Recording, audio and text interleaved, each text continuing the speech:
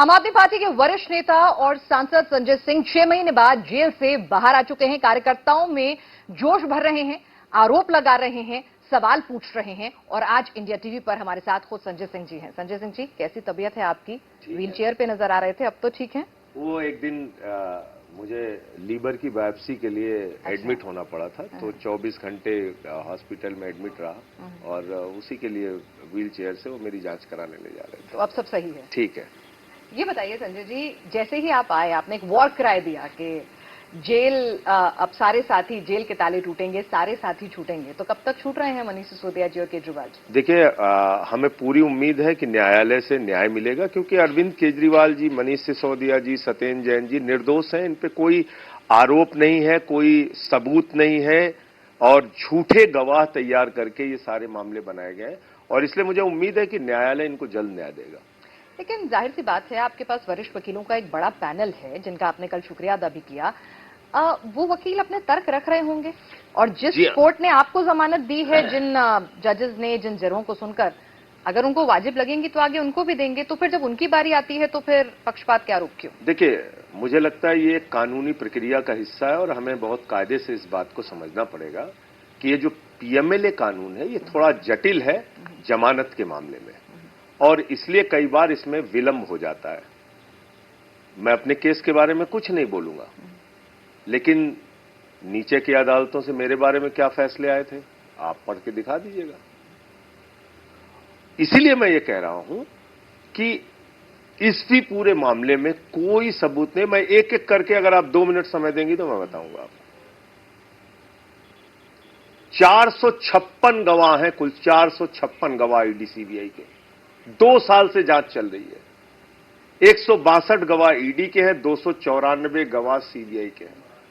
उनमें से कितने गवाहों ने केजरीवाल जी का नाम लिया? 4 गवाहों ने। कैसे नाम लिया, क्यों नाम लिया, यह देश की जनता को पता होना चाहिए। कितनी गहरी साजिश हुई है केजरीवाल जी के खिलाफ। पहला, जो मंगुंटा रेड्डी, राघव रेड्डी है, 2 बयान इनके हैं, एक बयान शरद रेड्डी का है और एक बयान चौथा जो सी अरविंद का है। अब इन बयानों की सच्चाई क्या है? 16 सितंबर को मंगुंटा रेड्डी के घर पे, राघव रेड्डी के घर पे छापे होते हैं। उससे कहा जाता है केजरीवाल जी से मिले थे। उसने कहा हां जी मिले थे। क्यों मिले थे? अपने फैमिली के चैरिटेबल ट्रस्ट की जमीन मांगने के लिए मिले थे। यह उसका पहला बयान है। उसके बाद उसको गिरफ्तार कर लिया जाता है। कब गिरफ्तार किया जाता है? 10 नवंबर को। 10 नवंबर को उसके बाद जब उसकी 10 फरवरी को गिरफ्तारी होती है, गिरफ्तारी होने के बाद जुलाई 16 तक 6 बयान उसके बेटे राघव रेड्डी के होते हैं, 3 बयान मंगुंटा रेड्डी के होते हैं। कभी केजरीवाल जी का नाम नहीं लिया। 10 बयान में बाप बेटों ने, एक अंतिम बयान में नाम लिया बेटे ने, एक अंतिम बयान में नाम लिया बाप ने। ठीक है। और इतना ही नहीं हुआ, उनके सारे बयान ईडी वालों ने छिपा लिए। कोर्ट से हमने अपील की कि साहब हम देखना चाहते हैं कौन से बयान इन्होंने छिपाए हैं, और तब यह खुलासा हुआ कि अरे जब वो पहले गिरफ्तार किए गए थे, जो बयान उन्होंने पहले दिए थे वो तो छिपाया था ईडी ने। ठीक है, मैंने आपकी बात बिल्कुल शालीनता से सुनी और मान भी लिया। क्यों छिपाया? आपने क्यों छिपाया था? आपने वो सारे बयान पता भी करवा लिए। ठीक है। अब शरद रेड्डी की बात नहीं, तीसरे गवाह पे। देखिए, आप कानून, आज मैं चाहता हूं कि पूरा देश ये जाने। मैं आपसे सिर्फ एक छोटी सी बात मैं सिर्फ 2 मिनट का समय दिए। मैं चाहता हूं पूरा देश ये जाने कि अरविंद केजरीवाल के खिलाफ कैसे ये झूठे बयान तैयार किए गए। शरद रेड्डी को गिरफ्तार किया जाता है, उससे 12 बयान लिए जाते हैं। पूछे केजरीवाल जी को जानते हो, कभी मिले हो, कोई लेना देना? कहता नहीं। 10 बयान में नहीं बोलता। 6 महीने उसको गिरफ्तार करके जेल में डाला जाता है। 25 अप्रैल को वो बयान हमारे खिलाफ दे देता है। 9 नवंबर 2022 को उसको छापा मारा जाता है। 10 नवंबर 2022 को उसको गिरफ्तार किया जाता है। 25 अप्रैल को वो हमारे खिलाफ जब बयान दे देता है तो उसको छोड़ दिया जाता है। यही हुआ है, ये साजिश नहीं है। ठीक है, आपने जो सब कुछ कहा मैंने पूरा आराम से सुना। जाहिर सी बात है कि ये तमाम तर्क आपके पास देश के प्रतिष्ठित और चुनिंदा वकील का पैनल जो है आप लोगों के पास मौजूद है। जाहिर सी बात है कि तमाम तर्क, ये तमाम बयान जो हैं, जो आपने पता करवाए हैं खासतौर से कोर्ट से रिक्वेस्ट करके, ये आपके वकीलों के पास भी होंगे, जिरह में वो इनको सामने भी रखेंगे और फिर अदालत इन पर फैसला भी सुनाएगी। तो अदालत पर तो भरोसा है ना आपको? बिल्कुल भरोसा है। तो वो वक्त लेंगे और सुनाएंगे। लगने दीजिए, इसमें क्या समस्या है? अब समस्या कहाँ है वो मैं आ रही हूँ। अब आ जाता हूँ। एक ये नहीं, आपने कानूनी समस्या पे आ रही और अच्छा सवाल पूछा है। आपके दर्शकों को इसका भी जवाब जानना चाहिए। चलिए, लोअर कोर्ट, आप हमारे मेहमान हैं, पहले आप सुनाइए, फिर मैं अपने लोअर कोर्ट कोई फैसला देता है, डिस्ट्रिक्ट कोर्ट उसको बदल देता है, डिस्ट्रिक्ट कोर्ट फैसला देता है, हाई कोर्ट बदल देता है, हाई कोर्ट फैसला देता है, सुप्रीम कोर्ट बदल देता है, सुप्रीम कोर्ट फैसला देता है तो उसको देश की सरकार बदल देती है। पांच जजों का फैसला हमारे पक्ष में आया था, उसको देश की सरकार ने बदल दिया। तो इसलिए ये एक कानूनी प्रक्रिया है, इसमें समय लगने का ये मतलब नहीं कि केजरीवाल जी दोषी हो गए, बिल्कुल नहीं। और उसके आधार पर उनको बिल्कुल दोषी मान लिया जाए। ये कानूनी प्रक्रिया में समय लगता है। बिल्कुल मान लिया आपकी बात। और मेरे शराब घोटाला तो मेरे 2 सवाल बनते हैं। जी हाँ, आपने कहा कि कानूनी प्रक्रिया में समय लगता है, बिल्कुल हम मानते हैं, और जब तक कानून अपना काम ना करे, देश की सर्वोच्च अदालत से फैसला ना आ जाए, तब तक आप किसी को दोषी नहीं ठहरा सकते, इसमें तमाम लोगों का यकीन है। लेकिन ऐसे में अगर अगर दिल्ली का मुख्यमंत्री अगर जेल के अंदर होगा तो फिर सरकार कैसे चलेगी? संजय जी, आप एक बहुत ही परिपक्व और समझदार नेता हैं, आप खुद 6 महीने जेल के अंदर रहकर आए हैं। आप मुझे बताइए, जो तमाम जेल के नियम कायदे कानून होते हैं उनको देखते हुए क्या ऐसा मुमकिन है? बिल्कुल बता रहा हूं, एक एक चीज बताऊंगा आपको। पहली बात तो यह कि एक लोकतंत्र की हत्या करने की गलत परंपरा शुरू की गई इस देश में, जिसके खिलाफ आवाज उठाना जरूरी है। आज अरविंद केजरीवाल पे 2 फर्जी मुकदमे करके उनको जेल में डाल दिया, इस्तीफा दे दो। कल भगवंत मान को गिरफ्तार करके जेल में डाल दिया, इस्तीफा दे दो। विजयन जी को जेल में गिरफ्तार करके डाल दिया, कह दो इस्तीफा दे दो। ममता बनर्जी जी पे फर्जी मुकदमा, सिद्धारमैया पे फर्जी मुकदमा, रेवंत रेड्डी पे फर्जी मुकदमा करके आप जेल में डाल दीजिए, कह दीजिए इस्तीफा दो। ये आपका लोकतंत्र, ऐसे देश का संविधान चलेगा? आप विपक्षी सरकारों को चुन चुन के उसकी हत्या करते जाएंगे। दिल्ली के 2 करोड़ जनता ने चुना। थोड़ा फ्लैशबैक में जाएं, आपको टोक रही हूं, थोड़ा फ्लैशबैक में जाएं। बिल्कुल, अभी आप जो फ्लैशबैक में भी जाके पूछेंगे उसका भी जवाब दूंगा। चलिए ठीक है। तो मैं ये कह रहा हूं, मैं कोई भी सवाल छोड़ के भागूंगा नहीं, आपके एक एक सवाल का जवाब दूंगा। मैं आपसे कह रहा हूं, दिल्ली के 2 करोड़ जनता ने चुना है ना केजरीवाल जी को। क्या गुनाह है उनका? अच्छी शिक्षा देना गुनाह है? बिजली, पानी, स्वास्थ्य का इंतजाम, मोहल्ला क्लिनिक बनाना, बुजुर्गों की फ्री तीर्थ यात्रा कराना, महिलाओं को बस की फ्री यात्रा देना, यह गुनाह है उनका। इसलिए उनको जेल में डाल दिया और इसलिए इस्तीफा दे दो। तो ये गलत कैबिनेट की बैठक कैसे होगी? एक छोटे छोटे ऑर्डर को पास कराने के लिए, देखिए जेल के मैनुअल हैं, कुछ नियम कायदे हैं। देखिए थिएट्रेटिक्स के लिए, परसेप्शन के लिए, नहीं मैं आपसे पूछ रही हूं कि आपको पता है कि उसमें परसेप्शन, जितनी जानकारी मुझे, दुरुस्त कीजिएगा, आप 6 महीने रहकर आए हैं, फर्स्ट हैंड अनुभव है आपको, तो आप ज्यादा बेहतर भी बता पाएंगे। क्या ऐसा नहीं होता है कि अगर आपको कैबिनेट लगानी होगी तो आपको क्या अप्रूवल लेना होगा, परमिशन लेनी होगी? चलिए इस पे भी बात कर लेते। हालांकि मैं चाह रहा था कि केस की सारी डिटेल पे आप बात करती, लेकिन इस पे भी बात कर लेता हूं। जेल का मैनुअल कहता है आप असीमित चिट्ठियां लिख सकते हैं, असीमित, अनलिमिटेड चिट्ठी, जेल का मैनुअल ये कहता है। उस पे जेल की मोहर लगती है और वो चिट्ठी जाती है। सरकारी चिट्ठी लिखने के 2 नियम है। मैंने भारत के उपराष्ट्रपति जी को जेल से चिट्ठी लिखी है।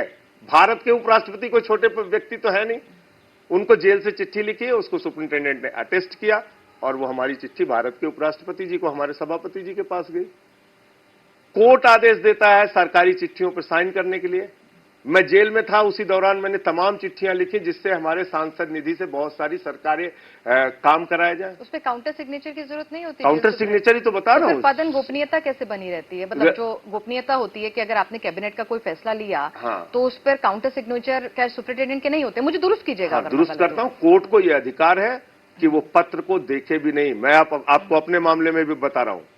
मेरा एक मामला था जो स्टैंडिंग कमेटी से जुड़ा हुआ मामला था। स्टैंडिंग कमेटी से जुड़ी हुई चिट्ठी मेरे पास आई, बंद लिफाफे में वो चिट्ठी आई। जेल के सुप्रिंटेंडेंट को निर्देश था, ये स्टैंडिंग कमेटी की चिट्ठी है, डायरेक्ट संजय सिंह को मिलनी चाहिए। वो सील्ड कवर में चिट्ठी मेरे पास आई। मैंने उस चिट्ठी को पढ़ा, मुझे जवाब देना था। मैंने कोर्ट से कहा साहब इसके जवाब कोई पढ़ नहीं सकते क्योंकि ये स्टैंडिंग कमेटी की गोपनीयता का मामला है। कोर्ट ने कहा इनकी चिट्ठियां कोई नहीं पढ़ेगा, सील्ड कवर में वापस। कोर्ट के पास गए ना? तो अरे तो एक छोटी छोटी तो चीजों कोर्ट के में लिए तो वही पूछ रही हूँ सर, प्रैक्टिकली पूछ रही हूँ। आप ये बताइए, दिल्ली की एक समस्या है कि भाई गर्मी आ रही है, पानी नहीं है, अब तमाम तरह की दिक्कतें होंगी, पावर शॉर्टेज होगी, खरीदनी होगी बिजली, बहुत सारे काम होंगे, ठीक है, मैं एक एग्जाम्पल दे रही हूँ। क्या उसके लिए पहले मैं कोर्ट का दरवाजा खटखटाएं, फिर उससे परमिशन लेके जी इस दिन इस तारीख को कैबिनेट बैठानी है तो बैठाने के लिए अप्रूवल दीजिए, तब तक दिल्ली वाले प्यासे मरे, तब तक बिजली में एकदम परेशानी में रहें? एकदम नहीं। या कोर्ट की किसी भी परमिशन में कोई टाइम नहीं लगता ऐसी चिट्ठियों को साइन करने में। तो मतलब हर बार ये प्रोसीजर चलेगा कि अगर एक दिल्ली साथ वालों भी की कोर्ट कोई अगर दिल्ली वालों की कोई समस्या आती अरे है तो पहले मैडम कोर्ट जाएं? सुन तो लीजिए मैडम, एक साथ भी कोर्ट आदेश कर सकता है। कोर्ट की पावर को आप समझिए, कोर्ट एक साथ भी आदेश कर सकता है। इनकी सरकारी चिट्ठियों को और गोपनीय चिट्ठियों को कोई नहीं देखेगा, इनको अधिकार है साइन करने का। कोर्ट को तो इतना अधिकार है मैडम, सहारा श्री को इंटरनेट उपलब्ध कराया गया था, जेल के परिसर में मीटिंग करने की इजाजत थी, मीटिंग करने वाले गाड़ी लेकर जेल के अंदर जाते थे और मीटिंग करते थे। कोर्ट के अधिकार पे आप और हम सवाल उठाने वाले कोई नहीं मैं होते। पूछ रही हूँ क्या ये प्रैक्टिकली फिजिबल है? हुआ दिल्ली में कोई इमरजेंसी की सिचुएशन होती है, कोई लॉ एंड ऑर्डर की समस्या होती है, चलिए वो तो खैर केंद्र के अधीन है, लेकिन फिर भी किसी भी तरह की कोई दिक्कत आती है दिल्ली के अंदर, तो मतलब पहले हम कोर्ट जाएं, कोर्ट से अप्रूवल लें। मैं कह रहा हूं कोर्ट जाने की भी जरूरत नहीं है। अच्छा, कोर्ट ने अधिकार दिया था सहारा श्री के मामले में। अरे सुन तो लीजिए, आप जो बातें आपने कोर्ट की बात की और जेल के अधिकार की बात। सुनाइए। जेल में मीटिंग होती थी, जेल में गाड़ियां जाती थी, इंटरनेट उपलब्ध थे, फोन उपलब्ध थे, अपने कर्मचारियों से मिलने का उसको अधिकार था, और यही चंद्रा ब्रदर्स के मामले में भी था और यही सहारा के मामले में था।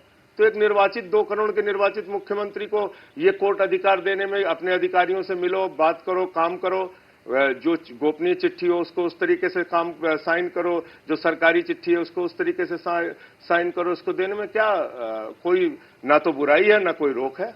आप ये बताइए कि एक सांसद, एक नेता राउंड द क्लॉक 24 घंटे काम करता है, एक कंपनी जो है वो अलग तरह से चलती है, एक सरकार लोगों के रिप्रेजेंटेटिव के तौर पर आपको अलग तरह से काम करना पड़ता है। तो क्या जेल से सरकार आपको लगता है कि तमाम 100% चल सकती है? 100% चल सकती है। और ये चलाने दी जाएगी? 100% चल सकती है। वो भाजपा वाले थोड़ी तय करेंगे, वो तो कोर्ट तय करेगी ना।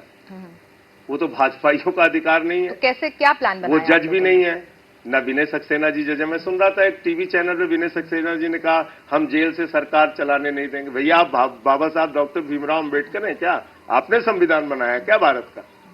न प्रधानमंत्री जी जज है, न विनय सक्सेना। गए तो थे ये लोग हाईकोर्ट, पिटीशन लगी तो हाईकोर्ट ने कह दिया भाई आपको इस मामले में मैं कोई बात नहीं कह सकता। जेल से अगर मुख्यमंत्री इस्तीफा नहीं देंगे, वो जेल से सरकार चलाएंगे, इसमें हमारा कोई हस्तक्षेप करने का अधिकार नहीं है। इसको एलजी और राष्ट्रपति देखेंगे, मतलब इस पर फाइनल फैसला वो करेंगे अगर उन्हें लगता है कि दिल्ली की जनता के साथ संविधान के हिसाब से बिल्कुल संविधान के हिसाब से। संविधान में क्या लिखा है? अच्छा मुझे वो लाइन पढ़ के दिखाइए, आपके दर्शक देखना चाहते हैं। मैं आपसे पूछ रही हूँ कि आप ही बता दीजिए। आपके दर्शक देखना चाहते हैं वो? नहीं मैडम, ना आपने इस सवाल पे बहुत समय लिया। मैं आपसे पूछ रहा हूँ, आपको पूरा देश सुन रहा है, आप संविधान का वो पन्ना दिखाइए जिसमें किसी भी व्यक्ति को फर्जी मुकदमे। तो मैं वही आपसे कह रही हूँ, आप मेरी बात संजय जी सुनिए ना। मैं आपसे सिर्फ ये कह रही हूँ, मैं सिर्फ एक रिप्रेजेंटेटिव के तौर पर मैं आपसे ये समझना चाह रही हूँ कि इसकी फिजिबिलिटी आपको लगता है आप अच्छा शासन दिल्ली वालों को दे पाएंगे? बिल्कुल दे पाएंगे। और मैं दूसरी बीच बात कह रहा हूँ, देखिए प्रधानमंत्री को भी कानून में छूट नहीं है, गृह मंत्री को भी कानून में छूट नहीं है। कल को बंगाल में 5 मुकदमा हो जाए, 3 मुकदमा मोहाली में हो जाए, फिर केरल में हो जाए, फिर तमिलनाडु में, तो देश के प्रधानमंत्री थाने थाने घूमते फिरेंगे, वहां का दरोगा पूछताछ करता फिरेगा। इसलिए आपने संवैधानिक और लोकतांत्रिक संकट जानबूझकर पैदा किया। इससे लड़ने की जरूरत है, इससे भागने की जरूरत नहीं है। वरना ये अरविंद केजरीवाल का अकेले इस्तीफा नहीं होगा, देश के सारे विपक्षी मुख्यमंत्री, याद रखिएगा मेरी बात को, सारे विपक्षी मंत्री जेल के शिक्षों के पीछे होंगे और सबको इस्तीफा देना पड़ेगा। कोई विपक्षी सरकारी नहीं बने, हमें पसंद नहीं आ रहा है इसको पकड़ो उठा के जेल में डालो, चल भाई इस्तीफा दे। तो अगर मान लीजिए प्रधानमंत्री पे 4 फर्जी मुकदमे हो जाएं, उनकी खैर गिरफ्तारी की बात तो संभव ही नहीं है, तो क्या उसके आधार पे उनको इस्तीफा दे देना चाहिए? ठीक है, चलिए आप लोगों की पार्टी का फैसला है, आपका अपना निर्णय है। आपने बताया कि जेल से सरकार कैसे चलेगी, कितनी फिजिबिलिटी होगी, वो दिल्ली वाली जनता तय करेगी कि कितने अच्छा शासन उन्हें जेल से सीएम रहकर चलाकर दिखा रहे हैं। अब ये बताइए कि एक दौर वो भी था जिस पर तमाम विपक्षी जो हैं वो सवाल उठा रहे हैं कि एक दौर में आप प्रेस कॉन्फ्रेंस आम आदमी पार्टी के नेता किया करते थे, आरोप लगाया करते थे, इस्तीफे मांगा करते थे, जेल भेजने की बातें किया करते थे। तो जब अपने ऊपर बात आई तो फिर स्टैंडर्ड्स बदल गए। ये आपने अच्छा सवाल किया और ये हमने देखा दोहरा चरित्र भाजपा का कि शराब घोटाला जो भाजपा ने किया है, 55 करोड़ की रिश्वत ली है, उस पे ईडी सीबीआई कोई काम नहीं करेगी, उनके नेताओं की कोई गिरफ्तारी नहीं होगी। जो मनी ट्रेल साफ तौर पे मिल गया कि एक शराब कारोबारी से, एक शराब के घोटालेबाज से 55 करोड़ की बीजेपी ने रिश्वत ली, उनके नेताओं पे कार्रवाई नहीं होगी। आम आदमी पार्टी को खत्म करना है, इसलिए उन पे झूठे मुकदमे होंगे, उनको जेल में डाला जाएगा और इसलिए उनसे इस्तीफे ले लो, उनकी पार्टी को खत्म कर दो। तो ये दोहरा मापदंड, दोहरा चरित्र सामने आया है। उतनी ईमानदारी से मांगिए ना भाई, बीजेपी का कार्यकर्ता प्रेस कॉन्फ्रेंस करके और प्रवक्ता मांगे जेपी नड्डा जी का इस्तीफा कि भाई 55 करोड़ कैसे आ गया घोटालेबाज से। एलजी साहब ने अभी तक कोई जांच के लिए लिखा पत्र कि भाई ये शराब घोटाले में एक घोटालेबाज ने भाजपा को 55 करोड़ चंदा दिया है? कोई चिट्ठी गई उनकी? तो आप एक पार्टी को इसलिए दबाए जा रहे हैं साहब कि वो काम कर रही है, स्कूल बना रही है, अस्पताल बना रही है, लोगों के लिए, बुजुर्गों को तीर्थ यात्रा करा रही है। अगर काम करने की आप हमें सजा देना चाहते हैं तो हम आपसे लड़ेंगे ना, हम मैदान छोड़ के भाग जाएं। जो इनके साथ झुक जाता है वो पवित्र हो जाता है। 70,000 करोड़ का घोटाले का आरोप आप अजीत पवार पे लगाएंगे और उसके बाद आपकी पार्टी में शामिल हो जाएगा, ईमानदार हो जाएगा। छगन भुजबल ईमानदार हो जाएगा, हसन मुशर्रफ ईमानदार हो जाएगा, शुवेंदु रेड्डी ईमानदार हो जाएगा, शुवेंदु अधिकारी ईमानदार हो जाएगा, जनार्दन रेड्डी ईमानदार हो जाएगा। ये क्या है? हेमंत विश्व शर्मा वाटर घोटाले का आप ही आरोप लगाएंगे, आप ही के साथ वो शामिल हो गया तो ईमानदार हो जाएगा। ये आपका दोहरा चरित्र देखने सोनिया गांधी, तो इसलिए मोदी तमाम लोग जब आपकी बार रामलीला मैदान आए इंडिया अलायंस के तौर पर, तब वो ईमानदार हो गए। मोदी जी का नारा है कि एक भी भ्रष्टाचारी को नहीं छोड़ूंगा, पूरब से लेकर पश्चिम तक, उत्तर से लेकर दक्षिण तक सारे भ्रष्टाचारियों को बीजेपी में शामिल करूंगा। उसी अभियान में भाजपा ही लगे हुए हैं। तो इसलिए भाजपा के ऊपर, भाजपा की आम आदमी पार्टी के नेता बैठे हैं तो मैं उनसे आम आदमी पार्टी के लिए ही बात कर लेती हूं। भाजपा के बयानों को ज्यादा गंभीरता से नहीं लेना चाहिए। ये बंगारू जनता पार्टी है और आपके भ्रष्टाचार पे ये बोलते हैं तो लगता है कि ओसामा बिन लादेन अहिंसा पे उपदेश दे रहा है। आपके बयानों को लेना चाहिए गंभीरता से। सवाल का जवाब नहीं पूछ रही हूँ, मतलब आम आदमी पार्टी के लोग तय करेंगे। कई लोगों की बात कर रही हूँ मैं आपको। एक नई बहस छिड़ गई जब रामलीला मैदान में एक शक्ति प्रदर्शन इंडिया अलायंस का हुआ अरविंद केजरीवाल जी की गिरफ्तारी को लेकर। केसी रामलीला मैदान से भ्रष्टाचार के खिलाफ जिन लोगों के खिलाफ आप लोगों ने आवाज उठाई थी, जिनको भ्रष्ट कहा था, आज उन्हीं के साथ आप मंच साझा कर रहे हैं। क्योंकि तो क्या वो पवित्र हो गए? क्योंकि आज देश में एक संवैधानिक और लोकतांत्रिक संकट पैदा हो गया है। देश का न तो संविधान बचेगा, न लोकतंत्र बचेगा, न विपक्ष की सरकारें बचेंगी। आपकी 10 साल से सरकार है ना, आप जो करना चाह रहे हैं करिए, आप कर ही रहे हैं, आप करिए। तो यानी अभी जब मंच पर वो तमाम लोग बैठे थे वो भ्रष्ट थे या नहीं थे? अब या संविधान अभी मौजूदा हालात की मजबूरी थे? देखिए, ऐसा है कि ये तय करना, फिर से मैं कहूंगा, जो केंद्र की सरकार है वो जैसे काम कर रही है, मैं तो कह रहा हूं आप करिए ना, खुद जांच करिए, ठीक है, खूब गहराई से जांच करिए, लेकिन अदालतों के सामने पुख्ता सबूत पेश कीजिए।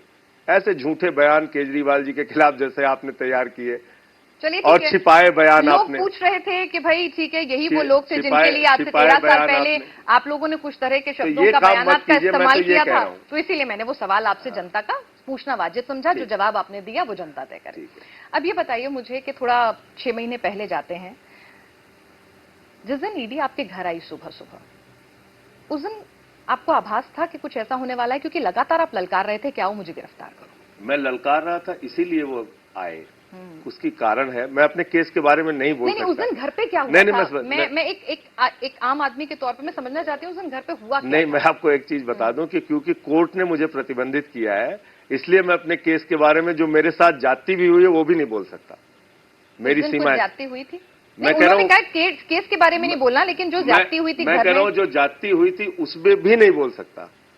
जाती हुई थी, मैं कह रहा हूँ कोर्ट ने आदेश दिया है। मैं उस पर, आप बाकी मनीष सिसोदिया पे पूछिए, केजरीवाल जी पे पूछिए, इस केस के बाकी पहलुओं पे पूछिए, मैं जवाब दूंगा। संजय जी, मेरे साथ ईडी ने क्या किया, कैसे मुकदमे तैयार किए, उस पर बोलने से मुझे कोर्ट ने रोका। नहीं, मैं उस पर पूछना भी नहीं चाह रही हूँ। मैं सिर्फ ये कहना मैं जो एक आप लोकप्रिय नेता हैं, जनता के प्रिय हैं, आम आदमी पार्टी के इतने वॉलंटियर्स के लिए आप एक नई ऊर्जा लेकर आए हैं, तो वो लोग समझना चाह रहे थे कि भाई जब एक नेता के घर पुलिस पहुंचती है, जब उसको गिरफ्तार किया जाता है, उस वक्त उसकी मनस्थिति क्या होती है, क्या चल रहा था मन में, क्योंकि कुछ आइडिया था इतने लंबे वक्त के लिए जाऊंगा, क्या होगा। फिर मैं कह रहा हूं कि मेरे साथ उन्होंने जो कुछ भी किया उस पे मैं कुछ भी नहीं बोलूंगा, क्योंकि कोर्ट ने मुझे मनस्थिति पूछ रही हूँ, उन्होंने क्या किया ये नहीं। मनस्थिति आपको मैं बताऊं कि 6 महीने में जेल में रहा, इतनी किताबें पढ़ने का मौका मिला, फोन से दूर रहने का मौका मिला, नेल्सन मंडेला जी को पढ़ा बहुत गहराई से, गांधी जी को पढ़ा, पहली गिरफ्तारी उनकी साउथ अफ्रीका में हुई थी, शहीद आजम भगत सिंह जी को पढ़ा। शहीद आजम भगत सिंह जी ने जब उनको फांसी की सजा हो गई तो उनके भाई एक दिन बड़े उदास थे, तो उन्होंने जाके जेल से चिट्ठी लिखी उनको और लिखा कि आज तुमको देख के मुझे लगा कि तुम बहुत निराश हो। उनको फांसी की सजा हो चुकी थी और अंत में एक बड़ी अच्छी लाइन लिखी थी उन्होंने, जफा का मतलब होता है अत्याचार, और उन्होंने लिखा कि उन्हें ये फिक्र है हरदम नया तर्जे जफा क्या है, और हमें भी शौक है देखे सितम की इंतहा क्या है। तो आज इस देश के लोकतंत्र और संविधान को बचाने की लड़ाई है, और इसमें जितना मुश्किल झेलना पड़ेगा झेलेंगे, और झेलना चाहिए। हमें डॉक्टर ने थोड़ी बताया था कि कुर्ता पजामा पहनना है, राजनीति करना है। हमने अपने मर्जी से रास्ता तय किया है, और मैं तो बधाई देना चाहता हूं सिर्फ आम आदमी पार्टी के नेताओं को नहीं, हमारे परिवारों को जो बहादुरी से खड़े हैं इस लड़ाई में। सुनीता केजरीवाल जी, भाभी जी, पहली बार मैंने जब उस दिन जेल से आया मुलाकात की, उनकी आंखों में आंसू देखा। इस आंसू का हिसाब याद रखिएगा दिल्ली की जनता लेगी, देश की जनता लेगी। आप ऐसे प्रताड़ित कर रहे हैं एक आदमी को, जिस आदमी ने 15 दिन का अनशन रखा, आईआरएस की नौकरी को लात मारा, 13 दिन तक भ्रष्टाचार के खिलाफ आंदोलन चलाया। उस आदमी पर झूठे मुकदमे लगा के आप अपराधियों की वैन में बिठा के यहां से वहां दौड़ा रहे हैं। ये देश देख नहीं रहा है। उनकी पत्नी को, उनके परिवार को किस तरीके से आप अपमानित कर रहे हैं, ये देश नहीं देख रहा है। तो ये मनीष सिसोदिया जी की बीमार पत्नी से पति मिल नहीं पा रहा है अपने, और आज से नहीं 20 साल से उनको भाभी जी को बीमारी है। तो ये कष्ट, ये तकलीफ जो हमारे परिवार भी उठा रहे हैं, वो भी बहुत धन्यवाद के पात्र हैं। लेकिन सबने सिखाया, हम लोगों ने भी यही कहा है। मैं 15 मिनट की बात होती थी जेल से, वीडियो कॉन्फ्रेंसिंग की, उस दौरान मैं हंसाता था अपने परिवार को। संजय जी, कोई ऐसा मौका आया किसी दिन, ठीक है, एक आप आंदोलन से उभरे हुए नेता हैं, जाहिर सी बात है कठोर हैं, मानसिक तौर पर मजबूत हैं, लेकिन एक पिता, एक पति, एक बेटा भी हैं। कोई ऐसा दिन आया जब परिवार से बात करते वक्त संजय सिंह उस रोल में कमजोर पड़ा हो? नहीं, एक सेकंड के लिए भी नहीं आया। और मैंने अपने परिवार को यहां तक मना किया था जब मेरी पहली वीडियो कॉन्फ्रेंसिंग हुई और परिवार वाले ने पूछा कैसे हो, हमने कहा इसकी रिकॉर्डिंग होती है। अच्छे हो, स्वास्थ्य ठीक है, मैंने कहा इसकी रिकॉर्डिंग होती है बातचीत की। आज के बाद ये सवाल मत पूछना कि कैसे हो, ये पूछा करो जेल वाले कैसे हैं। तो मैंने तो इतना तक प्रतिबंधित किया था अपने परिवार को कि ये भी मत पूछना कि कैसे हो सकता है मुझे कभी अपनी कोई तकलीफ बयान करनी पड़े उनके सामने। तो ये सुनकर जो लोग हमारे पर अत्याचार कर रहे हैं वो खुश हों, मैं ये भी नहीं चाहता था। इसलिए किसी को ये नहीं पता था, अगर उस दिन मेरी बेल नहीं होती तो किसी को ये नहीं पता था कि मेरी लीवर की बायोप्सी के लिए मुझे हॉस्पिटल जाना था। किसी को नहीं पता था, सिर्फ मेरी पत्नी उस समय हॉस्पिटल में थी। और इसलिए कि मैंने देश के प्रधानमंत्री से वादा किया था कोर्ट में जाते समय कि मैं आपकी यातना का पैमाना चेक करना चाहता हूं। यातनाएं मिली जेल में? छोड़िए, या फिर सबका धन्यवाद है। या फिर मंत्रालय भी आपके अधीन था तो कुछ वीवीआईपी ट्रीटमेंट? सब, कोई वीवीआईपी ट्रीटमेंट का तो कोई सवाल ही नहीं उठता। नहीं। मैं आपको तो सिर्फ ये बता रहा हूं कि 11 दिन तक ऐसे मुझे निकाला गया है कोठरी से, वार्ड नंबर 1, 2, 3 के सभी बंदी भाई अपने अपने वार्डों में चले जाएं, अनाउंस होता था, सारे वार्ड बंद होते थे। पुलिस वालों के बीच से मुझे मेडिकल जांच के लिए ले जाया जाता था। मेडिकल जांच हुई, फिर बैरक में जाइए। किसी से बात करने की इजाजत नहीं थी? 11 दिन तक किसी से बात नहीं? किसी से बात करने की इजाजत नहीं थी। कोई बात करने आ जाता था उसको डांटा जाता था। ठंड के महीने में बाहर निकलने की इजाजत नहीं थी, घूमने की इजाजत नहीं थी। मैं डायबिटिक का पेशेंट हूं। पर वक्त मिलता है कि वहां पर कैदियों को जो अंडर ट्रायल होते हैं वॉक करने के लिए? मिलता है, उनके लिए खुली गिनती थी। हम्म। सुबह 6 बजे गिनती खुल जाती थी, 12 बजे तक वो कहीं भी घूम सकते थे, आ जा सकते थे।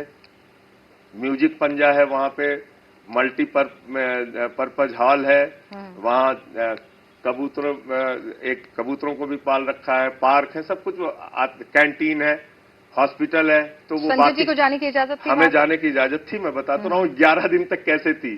वार्ड नंबर 1, 2, 3 के सभी बंदी भाई अपने वार्ड में चले जाएं। जेल बंद होती थी, कर्फ्यू की तरह माहौल होता था, और मुझे पुलिस के उसमें लेके जाते थे। डॉक्टर चेकअप करते थे, वो भी कोर्ट का ऑर्डर था कि इनकी मेडिकल चेकअप प्रॉपर होनी चाहिए, और उसके बाद फिर मुझे ले जाके उसी कोठरी में रख दिया जाता था। 11 दिन बाद फिर चीजें 11 दिन के बाद मैंने जाके सुपरिंटेंडेंट जी से कहा कि भाई, जो सामान्य कैदियों के अधिकार हैं वो तो मुझे दीजिए। जब सामान्य कैदियों को जो अधिकार प्राप्त है उतने भी मैं पहुंचा तो जेल के अधिकारियों ने कहा कि आपके साथ कोई सेवादार नहीं रहेगा। मैंने कहा कोई जरूरत नहीं, मैं अपने सारे काम खुद करूंगा। झाड़ू खुद लगाता था, पोछा खुद लगाता था, कपड़े खुद धुलता, सारे काम खुद करूंगा। फिर कहने लगे साहब ऐसा है कि आपके साथ एक जेल पुलिस होगी, एक आपके साथ तमिलनाडु पुलिस होगी। हमने कहा 24/7। अच्छा। जब तक मैं जेल में रहा 6 महीने 24/7, रात में भी पूछते थे हाँ ओके है, तो कई बार नींद में भी होता था तो उठ के बताना पड़ता था। नींद में भी खलल डालते थे कि सब ठीक है? नहीं, मैं देखिए मेरी आदत नहीं है, इतने 6 महीने उनके बीच में रह के आया हूं। मैं उन सबका बड़ा आभारी हूं, धन्यवाद देता हूं उनको। ठीक है, उनके ऊपर भी कहीं से दबाव रहा होगा, मैं इसका बुरा भी नहीं मानता। धीरे धीरे कुछ दोस्तियां हुई जेल में, कुछ आपसी कुछ संबंध बने? जब जेल में रहा उसके बाद जब मैंने कहा भाई जो सामान्य कैदियों के जो अधिकार है उतने दीजिए, तो उस दौरान फिर लोगों से मुलाकात हो जाती थी। कोई रास्ते में जाते हुए किसी से नमस्कार हो गई, अधिकारियों से थोड़ी कहीं बात हो गई, ये इतना हो जाता था। जेल के दौरान जिस तरह से कहते हैं कि आदमी जब जेल से बाहर आता है तो बहुत बदल चुका होता है, तो कुछ अच्छे के लिए बदलते हैं, कुछ बुरे के लिए बदलते हैं। संजय जी का 6 महीने का जो जेल का अनुभव रहा, उसने संजय जी को कैसे बदला? ये मेरे ऊपर ईश्वर की कृपा है कि मुझे बहुत अच्छे रूप में बदला, और मेरा जो आत्मबल है वो और मजबूत हुआ। क्योंकि शायद मैं इतनी किताबें 6 साल बाहर रह के नहीं पढ़ पाता जितना कि 6 महीने में पढ़ लिया। शायद मुझे याद नहीं है कि 25-30 वर्षों में इतनी बार मैं दोपहर में नींद ले पाया हूं। 1-1 घंटे दिन में भी खाने के बाद सो जाता था, आराम भी मिला शरीर को। कभी ऐसा हुआ परिवार के लोग जो हैं वो हताश हो गए, उनके आंसू देखे वो परेशान हो गए? मैंने आपको कहा ना, मैंने उसके लिए इजाजत नहीं दी। इजाजत ही नहीं दी? इजाजत नहीं दी मतलब कि तुम्हें अब कमजोर नहीं होना है, क्योंकि तुम कमजोर हो गए तो उसका असर कहीं ना कहीं मुझ पे भी पड़ेगा, और मुझ पे भी पड़ेगा तो किसी को मजा आएगा। और मैं ये नहीं चाहता कि आपको कोई विपक्षी आपका इस बात पे लग जाए कि यार इसको यातना देके तोड़ना है और आप टूट जाएं। फिर आप किस बात के राजनेता हैं? टूट गए तो फिर किस बात के राजनेता हैं? क्यों राजनीति कर रहे हैं? इसलिए जब मैं जेल से छूटा और 300 कदम चला बाहर आने तक, गेट के बाहर निकलने तक, तो उस 300 कदम के अंदर मैंने तय कर लिया कि बाहर जाके मुझे अपनी भूमिका क्या निभानी है, झुकना है या और मजबूती से लड़ना है। और उन 300 कदम के दौरान और हर दिन जब जेल में रहा तो यही तय किया कि जिस दिन निकलूंगा और मजबूती से लड़ूंगा। ठीक है, न्याय मिलने में जो विलंब हो रहा है कोई बात नहीं। अब आपकी पार्टी के बारे में, जेल का आपका अनुभव क्या रहा, उस पर तो हमने बात की। अब जरा पार्टी के बारे में आते हैं। आप सुनीता जी का आशीर्वाद लेने के लिए पहुंचे, कई लोगों ने उसके अलग अलग मायने निकाले। कुछ जो आपके पुराने साथी हैं जो पार्टी छोड़ चुके हैं वो कह रहे थे कि अब आशीर्वाद मिल गया है तो हो सकता है जरूरत वक्त आने पर दिल्ली की गद्दी भी मिले। ये सब चीज है, ये मतलब ये इतनी छोटी चीज है कि इस पे बात करना भी मुझे बहुत अजीब लग रहा है। जो सवाल है मेरा काम है पूछना, मैं मेरे पारिवारिक संबंध है और मैं आपको बताऊं कि हम लोग इस पार्टी को परिवार की तरह चलाते हैं। अरविंद केजरीवाल जी हमारे नेता भी हैं, मुख्यमंत्री भी हैं और परिवार के मुखिया भी हैं। तो मैं भाभी से मिलने गया, फिर मनीष जी के घर गया, वहां भाभी से मिला और तब अपने घर गया। दूसरे दिन क्योंकि रात हो गई थी तो दूसरे दिन सत्येंद्र भाई के भी घर गया। तो हम लोग एक परिवार की तरह साथ में रहते हैं। इसमें ये सब बातें करना भी बहुत छोटापन है। बातें हैं, बातें उठेंगी। हाँ, तो परिवार मैं इसलिए आपको कह रहा हूँ ये बहुत ही छोटापन है कि ऐसे समय में मैं सपने में भी ये सब बातें सोचूं, ये बहुत छोटापन है। इसलिए दिल्ली के मुख्यमंत्री अरविंद केजरीवाल जी थे, हैं और रहेंगे। वो दिल्ली के 2 करोड़ जनता के आशीर्वाद से निर्वाचित, एक नहीं 3 बार प्रचंड बहुमत से निर्वाचित मुख्यमंत्री। ठीक है, आपने परिवार की बात की। कुछ लोग ये भी कह रहे हैं, देखिए सवाल पूछना लाजमी है मेरे लिए। कुछ लोग ये भी कह रहे हैं कि परिवार की बात है तो सुनीता केजरीवाल जिस तरह से उनके संदेश पढ़ रही हैं, जिस तरह से मंच के ऊपर वो बैठी हुई दिखाई दी सोनिया जी के बगल में और फिर संबोधन दिया, तो शायद उत्तराधिकारी के तौर पर परिवार हावी हो जाए। देखिए, इस समय कम्युनिकेशन का एकमात्र माध्यम परिवार होता है। जब आप जेल में होते हैं तो आपको लिमिटेड लोगों से बात करने की इजाजत होती है। मैं आपको ये चीज भी बता सकता हूं, जैसे वकील है उससे आपको बात करने की इजाजत होती है, परिवार है उससे आपको बातचीत करने की। 10 नाम दे सकते हैं आप? हाँ, 10 नाम दे सकते हैं। लेकिन वो जो मुलाकात होती है एक वीसी के थ्रू होती है और एक वहां जाके फिजिकल होती है। फिजिकल मुलाकात में फोन से वो सामने से बात करना, वो मैंने 6 महीने में कभी वो मुलाकात नहीं की। आपको बता दूं, अपने परिवार से मैंने कभी भी वो फोन वाली मुलाकात जेल में उस तरह से नहीं की। तो वीसी से ही आमतौर पर बात होती है। तो निर्देश लेने का एकमात्र माध्यम भाभी जी हैं, सुनीता केजरीवाल जी। तो उनको जो निर्देश मिलता है, जो वहां से जानकारी मिलती है, वो शेयर करती हैं लोगों के साथ। और जिस तरह से अरविंद केजरीवाल जी की तस्वीर जो है सलाखों के पीछे वो भगत सिंह जी और अम्बेडकर जी के बगल में नजर आई, तो उसको लेकर सवाल भी उठ रहे हैं। शायद परिवार ने, अगर मैं गलत नहीं हूं, जो भी मैं खबर पढ़ रही थी कि ये कहा गया है कि वो परिवार भी खुश नहीं है भगत सिंह। देखिए, उनके परिवार पे तो मैं कोई टिप्पणी नहीं करूंगा। मैं उनका सम्मान करता हूं और करता रहूंगा।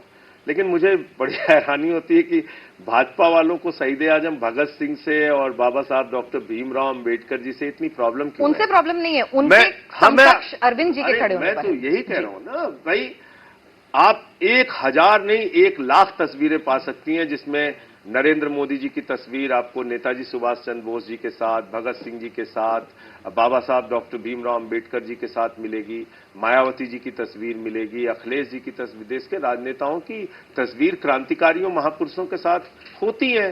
तो इसमें प्रॉब्लम क्या है? हमारे नौजवान जाते हैं बेचारे भगत सिंह जी के स्टैचू के साथ, वो सेल्फी लेते हैं, फोटो लगाते हैं। राजनीति में तस्वीरें बहुत कुछ कहती हैं, बहुत मायने निकाले जाते हैं, जो निकाले भी जा रहे हैं, चाहे वो आपके बयान हो, तस्वीरें हो, तमाम चीजों की। संजय जी, आपने तमाम मुद्दों पर हमसे बेबाकी से बातचीत की, आपका बहुत बहुत शुक्रिया। और दिल्ली की सरकार जेल से कैसे चलेगी, ये दिल्ली की जनता भी देखेगी और तमाम लोगों की निगाहें भी इस पर टिकी रहेंगी।